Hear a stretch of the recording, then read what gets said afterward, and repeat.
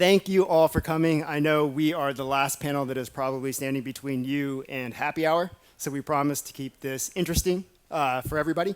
And so before we kick it off, I think it would be great to introduce the group up here. We've got a great group of people, tons of industry experience here. So why don't we just start with you, Matt, and just go through introductions. Hello, thanks for coming out. My name is Matt McMahon. I'm the Vice President of Mobile for... Let me see. How's that? There we go. Wow. All right, that's a little louder. My name is Matt McMahon, and I'm the Vice President for Mobile for Fox Digital Entertainment. And Fox Digital Entertainment is the part of the film and television studio that represents those franchises, those pieces of IP in the mobile space. So we look at tablet and smartphone primarily, and we represent both film properties and television properties. So that's Family Guy, The Simpsons, Sons of Anarchy, Firefly, Ice Age, Avatar, Aliens, etc. I'm Andrew Green. I'm the head of business development and operations for TinyCo. Do mostly relationships with IP partners like Fox and others, as well as kind of all external communications to different organizations that we work with, either around growth, distribution, or content and monetization.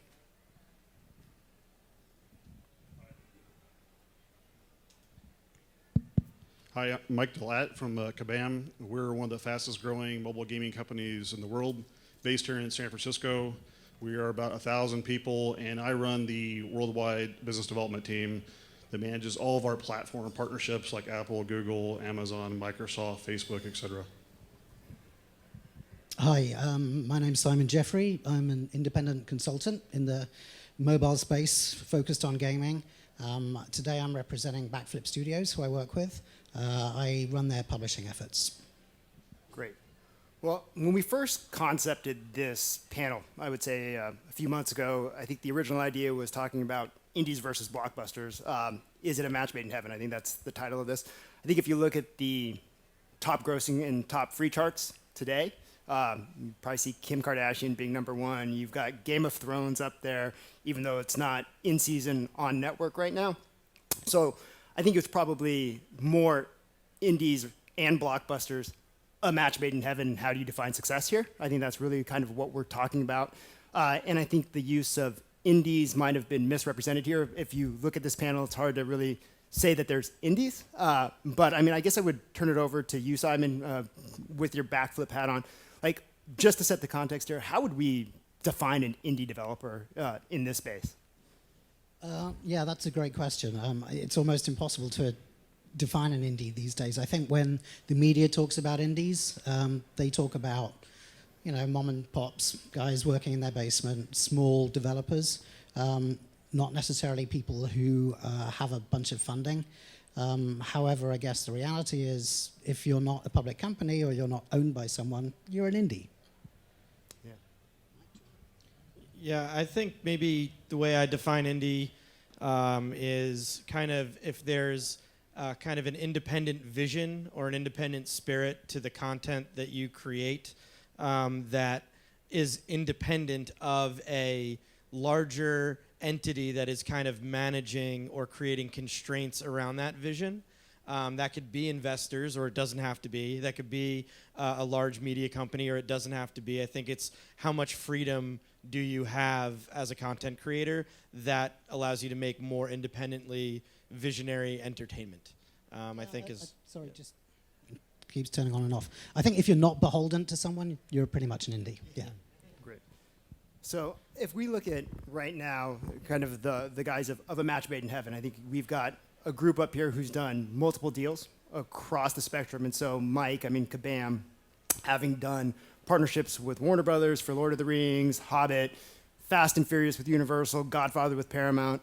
I think the question that I would have in this setup, who's actually chasing who? Is it the studios chasing Kabam? Is it Kabam chasing the studios?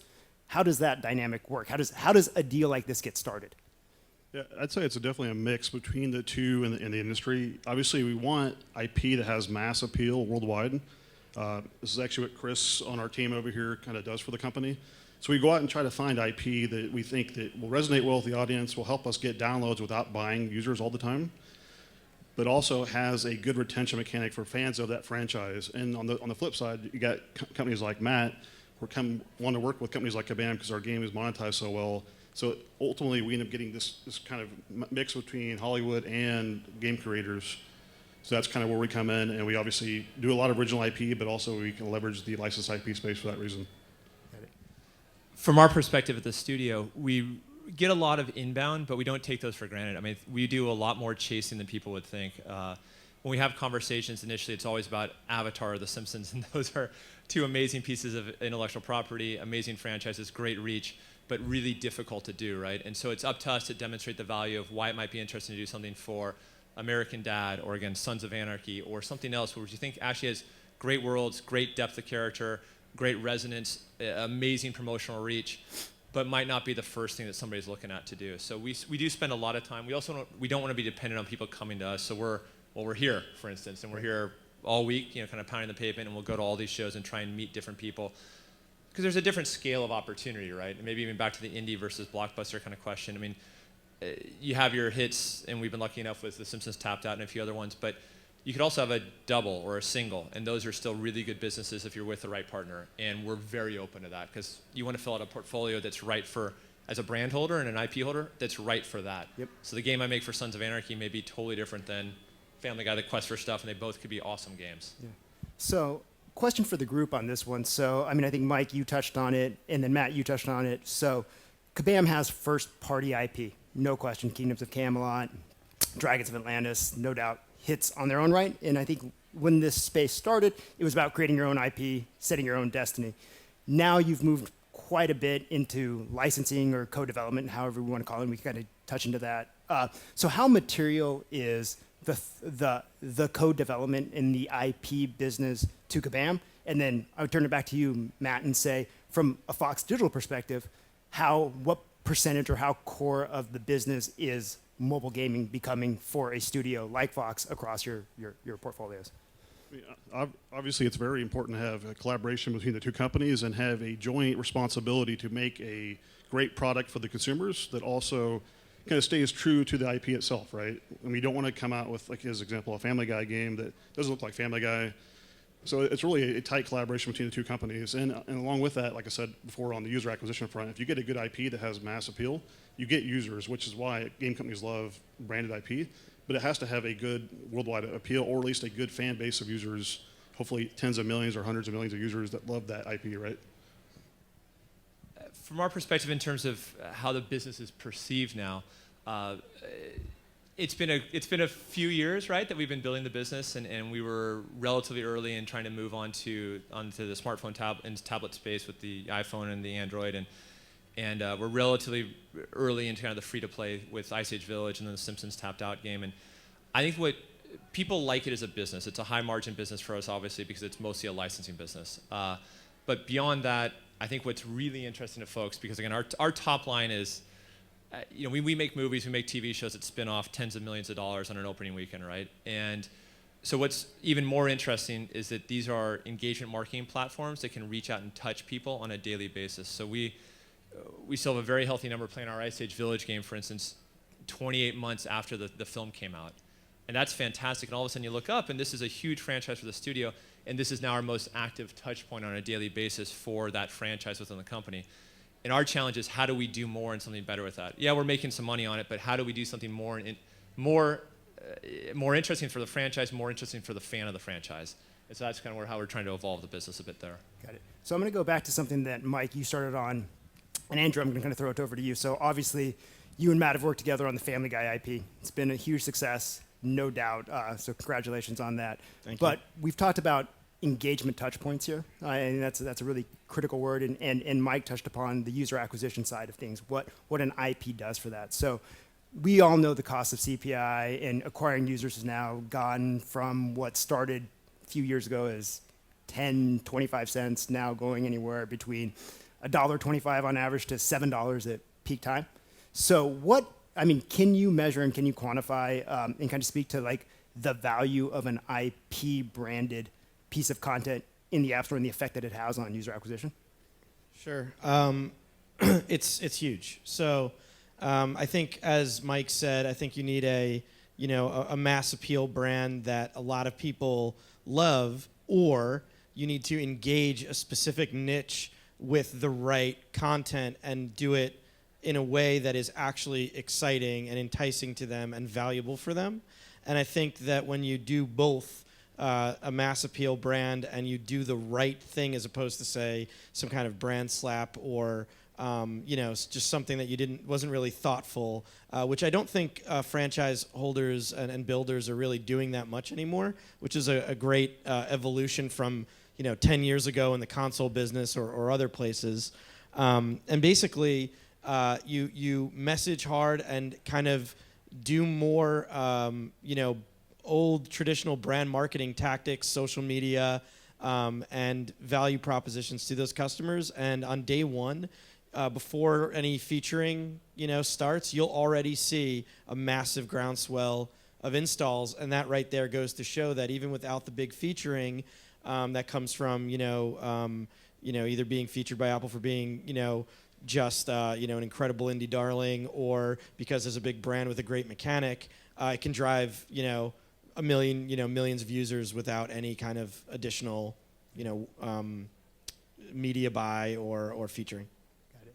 So I'll go back to Simon on this one. So Simon, representing Backflip today, but anyone who knows you, Simon, former president of Sega, former CEO of LucasArts, was the keeper of probably the holiest of IPs in the Star Wars IP. Also, for NG Moko, I think created the role of chief publishing officer in the Valley. So if you're thinking about these deal structures, I mean, to you, why have these been successful now versus in the past? Like, if you look at consoles, when you kind of start thinking about like advert gaming or just kind of rush development cycles, what's different in the mobile space? And then in your mind, in the mobile space, is this licensing? Is this co-development? Like, what is the right way to define these sorts of deal structures? Well, answering the first bit first, I think it's all about market maturity and segment maturity. The console space took a while for licensed products to become successful. And there are publishers who solely exist to bring licensed content to market, but then the guys who are more independent of IP go and do these license deals, which we're talking about. And for a while, back in, I guess, the early 90s to late 90s, they were incredibly successful in the console space. People were chasing really big deals with Disney, really big deals with Marvel to bring movie franchises to console. But then these games started costing $15, $20, $25 million, and so became very, very difficult to make money. When the mobile gaming space began to explode, there was a reticence from, I think, IP holders, but also from the game development community to get back into the licensing business, the content business. A lot of people have had their fingers burnt. A lot of people had lost a lot of money. But then as the market matured and people figured out at the development level how to make licensed content interesting and disposable, the pick up and play mechanic rather than the invest $60 in a game mechanic, then suddenly doors started opening that made content IP interesting again. Now, pretty much every kid that's born is growing up on playing games on their mobile phone or their tablet. And so licensed content becomes really interesting. And then now it becomes about the deal. So there are different ways that IP owners can bring their content to market. Kabam does deals with Hollywood. Some IP owners, like Hasbro, made a majority investment in Backflip to have an entity, a development entity, bring games to market based on their IP for them. So they didn't have to go and start from scratch. Sometimes that works well, sometimes it didn't. For instance, Saban Brands acquired the PlayForge about a year and a half ago. That didn't work out so well. Anyone else want to add anything to that? I have one other thought, which I don't know how much it's contributed, but I also think that in the, probably up until around the 2000 or so, I think a lot of entertainment brands were actually more celebrity or kind of celebrity or talent driven. It was always like Arnold Schwarzenegger, Sylvester Stallone, Tom Cruise. They opened movies. They were the brands, the concepts and the worlds behind the brands. And I think the proliferation of like CG in movies and being able to build these worlds out, make them deeper, bigger, the marketing got bigger, and more extensions in the internet. Everyone's talking all the time. You can commune around these things that they love. I think now you just have more franchise love and franchise depth for a lot of these worlds and stories that you could tap into, rather than all of your revenue being driven out of having Jim Carrey in your movie or Bruce Willis in your movie. And I think that's made IP so much more of a thing that you want to own and have with you on your phone, in your pocket at all times. Yeah, one thing I wanted to add is those that are dinosaurs in the industry like me, back in the feature phone days, licensed IP is how you stood out on the deck. It was, you had one line of text for the name of the game. If it wasn't something you recognized, you just passed over for the next thing. Then there was this big wave, as Ben mentioned, about original IP. And now there's so many apps on the store, you have to have either a big brand or a lot of good ratings and reviews to stand out from everything else. So these big brands also come in play for that as well. So let's, Matt, from your standpoint, Sorry, can I just say one more thing? Sorry. I think the other thing that comes into play here is relevance, because a lot of the mistakes that were made with IP gaming in the past were people hurrying to do the game of the movie, which generally meant a pretty crappy quality game. Yeah. I think the game development community in general now understands that any IP-based game they bring to market has to be relevant. Yep. And so you're seeing more success from IP-based games because the game developers themselves and the studios who own the IP are not trying to force something. It's now a more natural process that understands this is about bringing an IP to consumers that'll keep them interested in the IP, keep them engaged in the IP, rather than doing a game of the movie. So that's a really interesting point. I think it's a good segue, and I think where we want to go with this, and I think I'll turn it over to you, Matt. So like from a Hollywood perspective, it's always about final cut, creative approval. I own this IP. I need to sanitize and approve every single thing from bottoms up, top down. So now when you're dealing with partners like Andrew and TinyCo, and you're moving to quote unquote like a tangential space that's not core to your business, in a deal structure standpoint, like how do you separate the lines in the lanes of who owns what, right? I think that's really, really important to Simon's point. So, what are you going for? Are you going for creative approval? Are you going for a final cut? How does that negotiation work? Sure. Well, it is hard. The first thing I would say is it's hard to define final cut in this space, where the day that you launch is, the kind of the work begins to a certain extent. So it's an ongoing thing. So there is no one single package good. But I take your point anyway. Certainly, Ben. I think that there is. Hopefully it's a push-pull, and I'd be curious for Andrew's opinion on this. And there's some healthy friction here in this section of it, clearly. And I think that's a natural. We always would look to retain, and maybe some of this is contractual versus how the relationships actually work, final approval over models, final approval over the product. It ultimately has our brand on it, and it ultimately also has $1 billion standing behind it in the case of a Family Guy or an Avatar or whoever else is. So that's something we want to be very respectful of. But quite honestly, the partners that we choose and pick, they're cognizant of that, they're respectful of it, and they want to build from that. So, we don't look to dictate the model or the mechanic or a lot of that. We'll try and add some subject matter expertise because we'll see what broad swaths of the market are doing. But we're going with a partner, hopefully, to leverage their expertise in the platform. Granted, we will push TinyCo, we'll push our other partners to make sure the line weight and the shading and some of those, the pixel pushing, is correct, and that can be a bit of an onerous process as you're coming from the indie world into our world, where the turnarounds are just a little slower. There's a few more eyeballs on it. Hopefully it serves the product better at the end, and that's the genuine mutual goal. But sometimes there's a little bit of getting used to in that process. Yeah, so what I would say is, as Matt said, there's some friction, or there can be friction, but at the end of the day, when you're working with a $1 billion brand like Family Guy, and you're working with the people that have created that brand, I would say that the quality of our game is exponentially higher because we work so closely with the IP holders, with the creators, the IP creators, the artists, the writers, the animators over at 20th Fox and Fuzzy Door. And like even like just recently, we're announcing something tomorrow that's going to be really exciting for the game. Hopefully, it's exciting. And working on that even, you know, I was looking at key art the other day, and I just was like, I got to get this approved. I got to get this approved. But they were like, wait, hold on, we have revisions. And then when I saw the final piece and what they were working on with our artists, it really got way better, and it looks incredible. So there's value to it, and I think that the friction that we're talking about though is the fact that we're always trying to be opportunistic and free to play. You have to take advantage of opportunities. You have to move very nimbly. You have to constantly create new content, and we're always moving. I think sometimes we aren't completely cognizant of all of the stakeholders and exactly how precious everything is. But then we get the reminders, and we also get, we have to get in line and work really closely with these folks, and it makes the content better at the end of the day. And we are grateful for that partnership.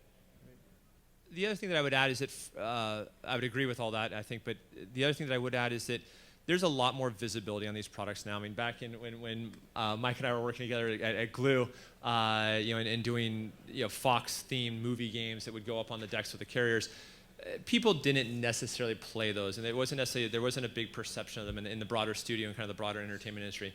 Now there's definitely an awareness of it, and one, because if you get it right, it can be a big business or a relatively big business. Again, the money that you do on The Simpsons versus the revenue you do on a Sons of Anarchy game will be vastly different, but for each one individually can be a great ancillary business. But then secondly, all the creators, the showrunners, the people who write on the shows, they have the iPhones, they have the iPads in their pocket, they have the Android phones in their pocket, and they're doing these things.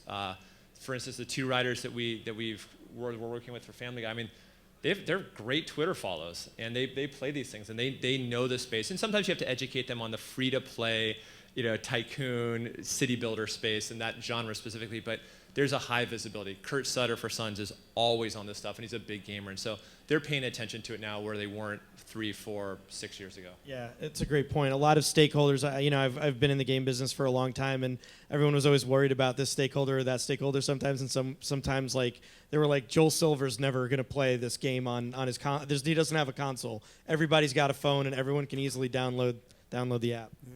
So, I mean, and this is more for the group. So how do you balance the partners that you are working with? Because it would seem to me like, Mike, you can probably speak to this in Simon as well. If you've been working with your studio and you're working with multiple IP holders, right? And some are going to have different levels of education around the live services portion of it in different metrics of success.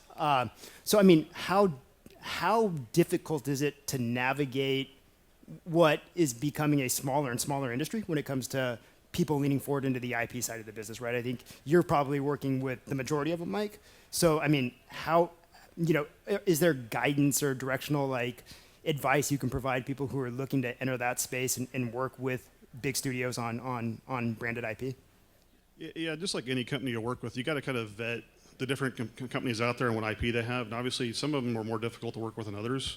So once you kind of understand that by talking to these different folks, you'll find companies like Fox might be easier to work with than other companies, for example. So we obviously take that into account as we build IP. And then, on top of that, we want to obviously fill holes in our roadmap as well. So if a certain movie is coming out or a big IP is coming out, we have a hole in our roadmap, let's say mid-2015. They can deliver on that. They haven't licensed the IP out to someone else. That could be a potential kind of match made in heaven between the two companies. No, I don't have anything. Yeah.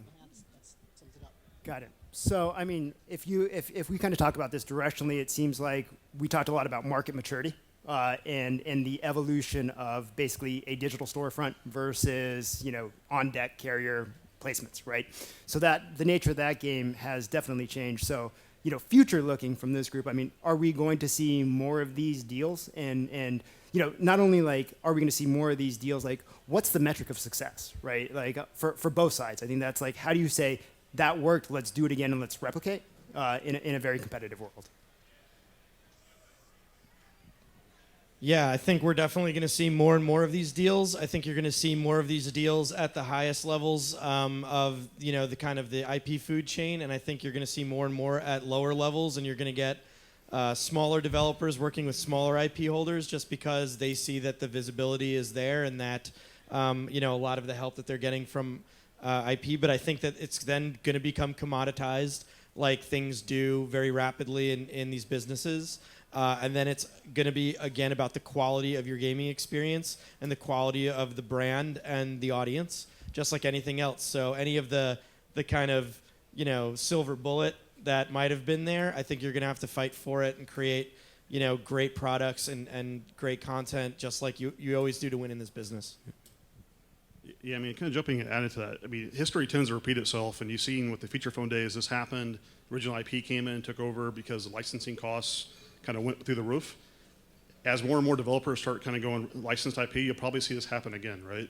And then people will go back to original IP. If you look at some of the biggest games on both stores, they're original IP today. So it doesn't mean you can't make an original IP product and make it very successful. Obviously, you have to look at the offsetting downloads versus the costs of the royalties and dev costs for licensed IP versus original IP, which should always factor into any equation you do on that front. I think it's really important that the games business maintains a state of constant edification toward the IP licensing business. I think it's vital that the IP owners, the content owners, understand that the days of massive upfront minimum guarantees are gone, that the crazy royalty rates are gone, and now a lot of game developers are building games just to stay in business. So it's a lot of the game development community lives hand to mouth, literally. So the kind of greed that used to exist in the licensing business has sort of gone away. But I think there are other things that in the mobile space, game developers can offer the IP owners that previous console and PC game companies couldn't. And user acquisition is the number one commodity there. If a game company like Backflip or any of us have a large network of users that we can push into a game IP, then it's a double win, because the IP is bringing in users who are fans of that IP, but we as game publishers have an existing network of tens of millions of users that we can promote the game into. So that kind of edification process, I think, is vital as this process matures. Yeah, so I think, this is something we talked about, like the end user, right? I think that becomes a very, very important thing. And as you're, what are the things you should be aware of in sort of these deals when it comes to the end user? Because, just knowing this space, ability to speak to that end user from an engagement point and move them to multiple titles that you all have stakes in becomes very, very critical. So how do you balance that? I think it's like who, in the end, shares and owns that user?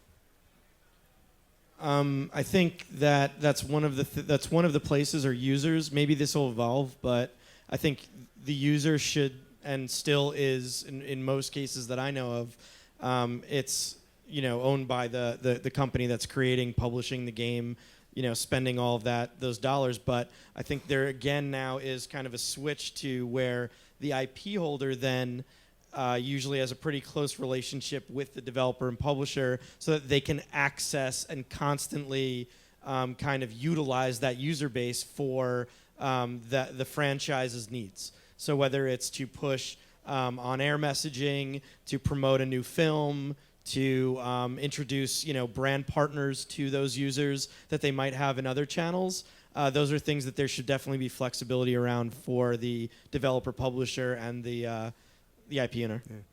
So I do think, though, it's an interesting point, and I think it will become a larger point of contention between game developers and IP owners as we see more IP-based games become more successful and establish user networks of tens of millions of users themselves.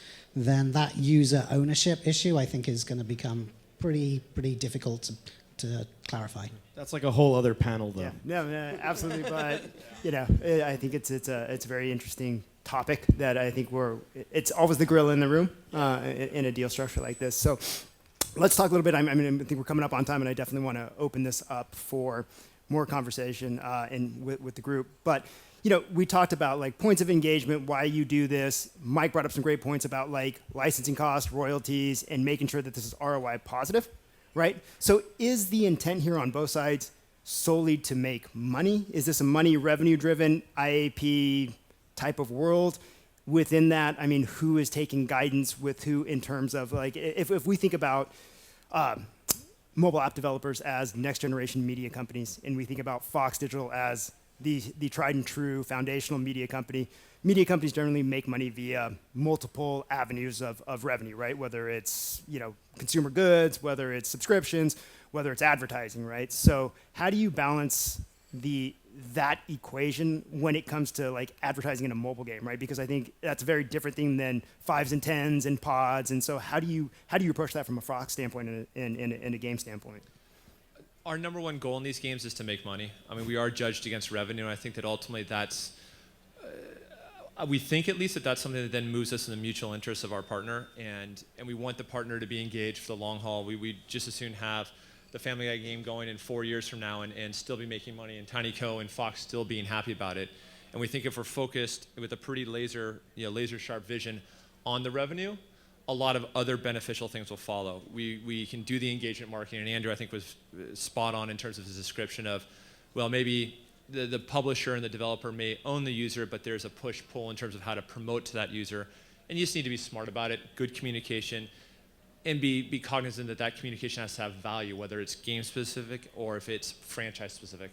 But ultimately, we think, and it's borne out at least to a certain extent for us, that if you're focused on revenue, everybody's happy at that first slice, and then you can do a lot of other things to extend the business from there. Got it. So, in the interest of time, before we can open this up, so I wanted to turn it over to the group. Obviously, you guys have played every game, probably including Kim Kardashian at this point, as part of your craft. So, I'd love to hear from each of you examples of what you think is a successful IP partnership. It doesn't have to be yours. If you guys can just kind of point to what you think has been very successful based upon any of the success measures that we've talked about here. Yeah, I mean, I'm going to plug our company for a minute.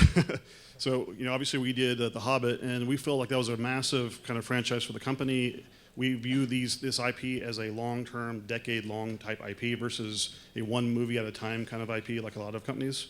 So we built the game around that massive IP, and as a financial figure, we made $100 million in the first year of that game. So very successful for the company. It's why we continue to do licensing. And it's why we feel like getting the right IP can be huge for the company.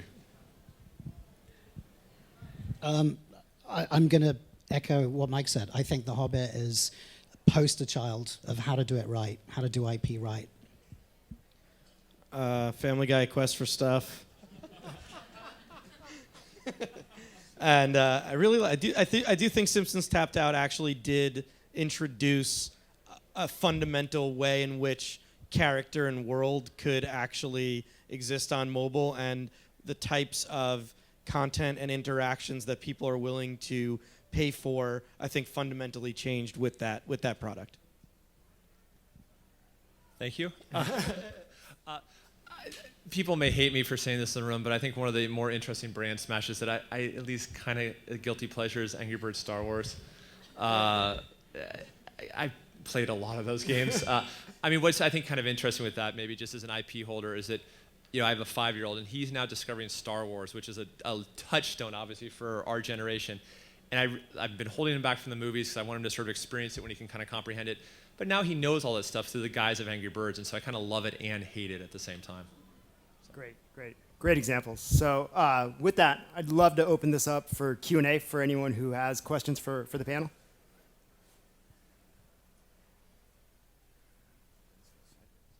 Hi, yeah, my question is directed to Matt. It was Andrew who mentioned the concept of niche titles as being one focus for making money, but clearly they're not going to make as much. So how does Fox, as one of the IP holders, has these blockbusters. Say they have like 100 blockbuster IPs that they've got to play with, but you also have, like, through possibly Fox Searchlight, 10,000 or more, back channel or older titles that are still strong in a lot of people's minds. How could you get? Could you possibly? Is there a business model that could handle that number of IP? Going to maybe other developers like myself, I'm an independent developer, work out of my home. I've got like 3 IGF finalist products, 2 Indiecade. I've won 2 prizes here at Casual Connect. You know, I'm successful with my business, but I'm not nearly at that level of development thing. But I could see myself finding some really interesting niche IP that might exist some other, and maybe presenting it into a title where I know I'm not going to make tons of money, but I'll guarantee I'll make a certain amount that'll make good for me. Maybe not nearly as much for you, but it's also probably not as much effort on your part to shepherd. Anyway. I think the short answer is yes. This is sort of to borrow an old metaphor and whatnot. There's singles, there's doubles, there's home runs and whatnot. And the game you're going to make for Family Guy or The Simpsons or Avatar or Ice Age is a different type of game, and you need live services, you need live ops, you need all of the UA, you need. There's a lot of things that go in beyond just the game design and sort of the client side and whatever else too. But again, you take Buffy the Vampire Slayer, going back to the day the Earth stood still. There's a lot of really cool IP, and a success for that type of IP is something very different. And you'd be surprised actually a little bit by who we've given IP to, and it's more flexible deal terms. There's creative oversight, but maybe more creative leash a little bit too, because ultimately what we do there is complete bonus for us, but also is something that if we can just focus on the product more so than having to kind of have the whole package around it, we're open to it. We haven't done it as much. I mean, we're trying to look at, all right, can we slice big franchises into geographic or genre-specific type of games? That's sort of one approach, but it's still big franchises. For kind of smaller library, niche, classic franchise, however you want to phrase it, and there's a lot of different variations in there, it's more about, is the product really great? Do we think this is something good? And then it can be a scale of really almost anything. So question on that. So can you reboot a franchise via a mobile game, right? So, with Glue, you've seen RoboCop. Yep. Hercules this week is probably going to come out tied day and date. So, I mean, is that something that the studio would look at and say, let's go through archives, can we reboot this for another generation? We've talked about it a lot. I think that what we're hoping to do maybe more so before a reboot is to extend. I think, for instance, we have the cat's out of the bag a little bit because Kurt Sutter tweeted about it, but we do have a Sons of Anarchy game in development, and that will be officially canon. It'll take up after a certain part of the current show, and it'll extend out into a new part of that universe. And so that to us is pretty interesting, because the show obviously wraps up this year and the series wraps at the end of this fall. But hopefully that game can live on a little bit and extend. For other ones, I mean, and this is more public, and we'll have a little more coming at Comic-Con around it, but Firefly Online, awesome piece of IP, amazing universe. Are we going to bring the show back? No, I want to be very clear, we're not bringing the show back, but maybe in the game it can live on in a really great, rich, immersive, interactive way. And Mike, is that kind of the same mentality if you start looking at The Hobbit, Lord of the Rings in that franchise? Yeah, I mean, we're definitely doing that. I mean, we just announced Lord of the Rings. Obviously, all 3 movies are over with, but we feel like this franchise extends well beyond those movies, right? Where it can have a lasting, hopefully decade-long appeal or more for that kind of game. And then we also announced Mad Max as well. Yep. They're doing a remake of that movie with Tom Hardy, so we think that game could be a huge hit as well coming out next year. So yeah, it's fantastic. So sorry, back to the crowd for Q&A.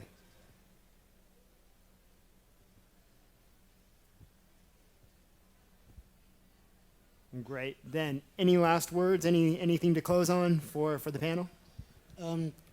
Just a quick thing from word of warning as well is when you are a game publisher, it's easy to make mistakes. So when I was at NGMoco, I turned down both Game of Thrones and The Hunger Games, thinking they were never going to go anywhere. It's not as easy as it looks. Matt, anything? Or sorry, not to put you on the spot. I mean, I could shamelessly plug our Family Guy: The Quest for Stuff game, but and we've had a great one. Maybe for what it's worth, from a big IP holder, the expectations you'll deal with big sort of enterprise level folks, whether that's an EA or a Kabam or somebody else, those are fantastic partnerships and can really be great businesses for everybody involved. But it is finding the indie guys and dealing with it. That's really what kind of turns me on about the business. I mean, I think that's what's really interesting about the mobile platform. Maybe IP is not always a fit, but it keeps us on our toes because there's innovation constantly happening in the space. We can't get quite as just complacent about just the same 5 licensing people all the time. Great. I guess one thing I would say to game developers is keep iterating on mechanics, find new mechanics, and those mechanics can easily be, then have your own IP on top of them, or they might lend themselves to an incredible third-party IP. But if you have a strong mechanic that's exciting, that's, I think, the basis of great games, and then you can go down a variety of roads in terms of what universe or what characters exist in them. Great. Well, I think that we've hit time. We've actually stayed on time. So thank you guys very much for sharing your insights. Fantastic panel. Appreciate it.